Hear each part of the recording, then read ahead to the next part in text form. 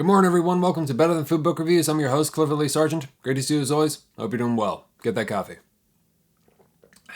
Delicious. Today is Winter Light on Late Life's Radiance by Douglas J. Penick, published in 2025. This is sent to me for free for review by the author himself. Thanks very much, Douglas. Douglas J. Penick is an author, translator, and opera librettist. He was one of the translators of one of my favorite books I read in 2024, A Terrace in Rome by Pascal Quignard. He saw my review and reached out. Very nice guy. Appropriately titled, Winter Light illuminates the least popular area to explore, the most feared and mysterious chapter of our lives, old age. It's a reflection on old age built out of 5 essays that blends memoir with examinations of the lives and works of artists who made significant accomplishments in their later years. These artists, painters, writers, and composers, are compellingly varied. Among them are Beethoven, Titian, Jean Rhys, Leos Janáček, Claude Monet, Stravinsky, and more. There are interesting cameos as well. Freud and Yeats are mentioned, and there's even an interesting quote from Ernst Jünger discussing a work by Claude Monet referencing Rimbaud while doing so. In terms of an artistic gateway drug, the book is outstanding.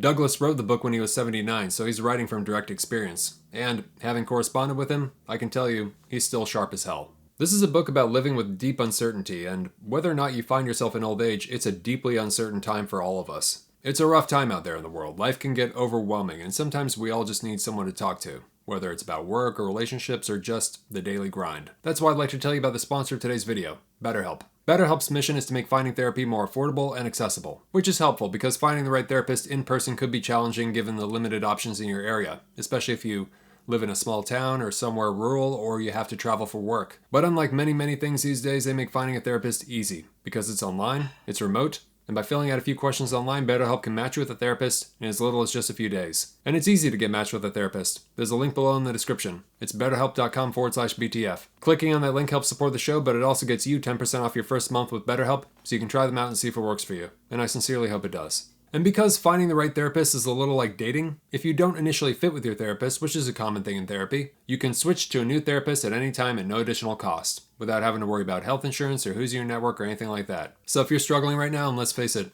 who isn't? Please consider online therapy with BetterHelp. And thanks to BetterHelp for sponsoring the show. Douglas studied Buddhism for 17 years, and this manifests in the tone of his writing. It has an iceberg quality, a suggestion of immense complex emotion beneath the words. Emotions that are difficult to convey, though he makes an admirable attempt to do so. Over the last few years, I've become increasingly aware of something the book discusses. The depressing manner in which Western society treats its elders, and its deep aversion to the concept of aging in general. It was brought to my attention by the French author Michel Houellebecq, who takes a very strong position against assisted suicide. This was a component of his last novel, Annihilation. I've had talks with older family members about it, and in Winter Light, everything suspected is confirmed, as Penick presents old age, in part, as an experience of alienation, not only from society, but also from oneself. Winter Light suggests that, ultimately, in regards to old age and death, there are no answers. Its value lies in the unflinching depiction of the process, its ability to tell the truth, and to show us that, despite the obvious hardships encountered, there may be more to the story. What this more is seems impossible to put plainly into words, and so Douglas tries to arrive there by poetic means and by giving examples of how others lived inside it. There's no strong argument or thesis in Winter Light. Rather, it's an act of intense communication, stemming from a desire to impart experience. It shows us that nobody has figured out how to deal with old age and death, neither Douglas nor the illustrious cast he's assembled. And since old age is such a chaotic landscape of disintegration, perhaps we should have more compassion than we do for those on the knife's edge of existence. It's a haunting book because Douglas is writing to us while he's going through this stage and letting us know, in no uncertain terms, that it's coming for us. Most people age and die without any kind of radical self-discovery and sudden prodigious artistic output. But even in youth and middle age, most people don't experience that. Douglas is simply demonstrating that, while the figures in the book may be the exception, and they are, it's Titian and Michelangelo, for God's sake, yeah, they're the exception. The artistic possibilities that are present in other stages of life are still present in old age, and possibly magnified because of the radical change in the sphere of existence and the mounting threat of temporal cessation. The Spanish painter Goya would have fit nicely into the schema of Winter Light. In his 70s, old, sick, and deaf, he created what may arguably be the most incredible works he produced. Beautiful but extremely dark paintings, there's nothing like them. The Black Room paintings, right? Saturn devouring his child and others. There's something to behold. The book tells us that indeed, though one may be old, in terms of producing artistic genius, it is not too late. Quite the contrary. You might be hitting it at just the right time. though there's little time left and no more to waste. But Douglas is not saying we should do this or that we're somehow better off necessarily if we do. He reminds us that we're all headed to the same place. Nowhere. He's just saying it's possible and fascinating in all its manifestations. Winter Light is not a self-help book. He's not saying that old age is this great time of life where everything's just hunky-dory and magical. No. He's confirming that, yeah, it blows. And on top of that, it's weird as all hell. It's not hopium, right? It's something much stronger. It's the truth. The book is an enjoyable mixture of Buddhism and realism. It stares at the experience of old age directly, and while it uses polite and poetic language, it doesn't mince words. There's the obvious corporeal reality of what it is to become old. Douglas doesn't shy away from that. But primarily, he focuses on the inner experience of the process in being old and facing death. In the book, when speaking about the energy that keeps one going in old age, Douglas wrote the following. Continuing, this abidingly visceral force ongoing does not let us go. It is clearest now in our old age. For no reason, with no logic or reasonable hope, the sheer magnetism of going on moves us and soon will unravel us. At the most subliminal level, like a river hidden deep under a mountain range, yearning, longing, desiring, fearing, hating, continuing, all unraveling. No one thing remaining, but continuing in a flow uninterrupted from each moment to the next. There is no purpose. It is desire or passion or lust or hunger or flight from destruction or appetite or curiosity without any final object. It is the brightness, the desire of desire and love of love. Samuel Beckett's I'll Go On comes to mind. Douglas is communicating the intense Heraclitean flow of existence, as in the Greek philosopher Heraclitus, famous for the quote, "No man steps into the same river twice, for it's not the same river and he's not the same man." Many of you have heard that one, I'm sure. A word that appears in the book in regards to the natural process is impersonal. I find myself in total agreement here. I've contemplated the grand indifference of nature that Douglas touches on for much of my life. There's nothing definitive in Douglas's exploration because the very experience being described so lacks definition that any final statement, any definition itself, is impossible. In that respect, writing this book is like trying to paint the wind, because what he's trying to paint is a portrait of metamorphosis. And in the book, as an analogy for old age, he describes the metamorphosis of a caterpillar into a butterfly. Not only is it grotesque, it's legitimately astounding.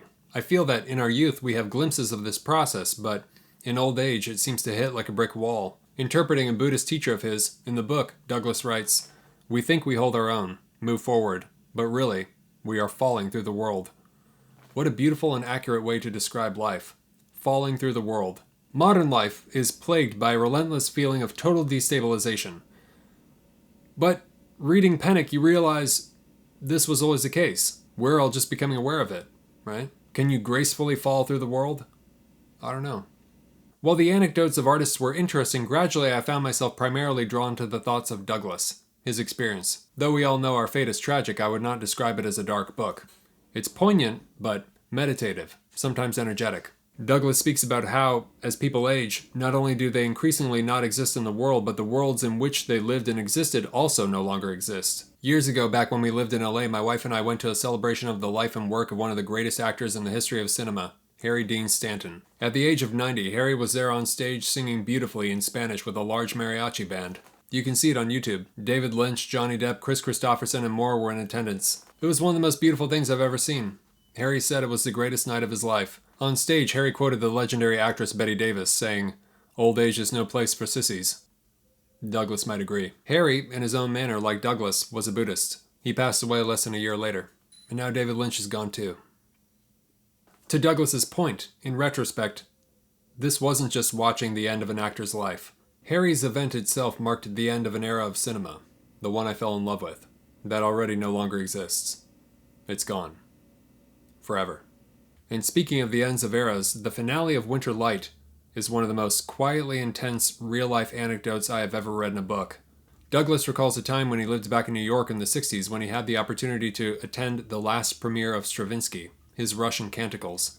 Skip ahead a bit if you don't want spoilers. Amidst the famous attendees, Douglas spots none other than Robert Oppenheimer. What occurs is profound, but I'll leave that for you to discover. It's like witnessing the finale of history or something. What Douglas has shown me is that old age, despite one remaining sharp and lucid, is incredibly mysterious, even as one is experiencing it, even as one is inside it, right?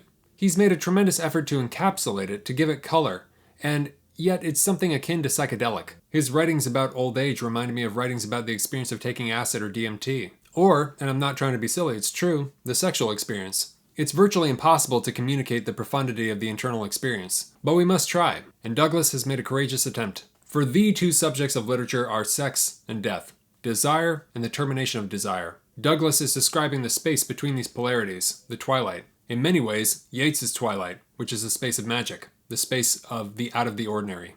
As he was nearing the end of his life, I asked my stepdad if there were any memories that stood out from his past. There was one, when he was a teenager, kissing a girl in the sun, if I recall correctly, while they lay together on a gravestone in a cemetery. A beautifully defiant image, isn't it?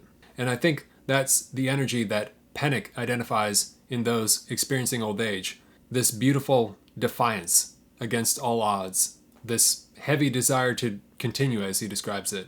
I never really thought about that much until reading this book. I never thought of the significance of that memory. It's certainly not a feel-good book, but it's also not a feel-bad book. It's a heavy book. It's a taste of the strange world to come and what we'll all have to inevitably contend with, if we're lucky. I think about old age and death every day. For me, Winterlight did not produce a revelation, but more of a confirmation. A feeling of, so it's all true. The surrealness of it, though, that was a surprise. That's something interesting to think about experiencing. I've seen the external process occur in family members, but sadly I've never had the internal process communicated to me. I would have liked to hear it, but these are things that are nearly impossible to say. And so for that, I am very grateful to Douglas, for he has made the attempt to communicate the impossible. He's given me an idea of what I, if I make it there, and all of us, are in store for. It's daunting, certainly, but also very compelling. You start to have a real curiosity reading the book. It makes me think we're doing our elders and ourselves a tremendous disservice by not just hanging out with them more. By not shooting the shit when we can and just listening. Just simply being there with them in the little time they have left. For they, along with us in our uncertain lives in this ridiculous period of economic, technological, social, spiritual chaos, are going through the same thing, times 10. And in addition, staring death in the face, as if it wasn't enough already.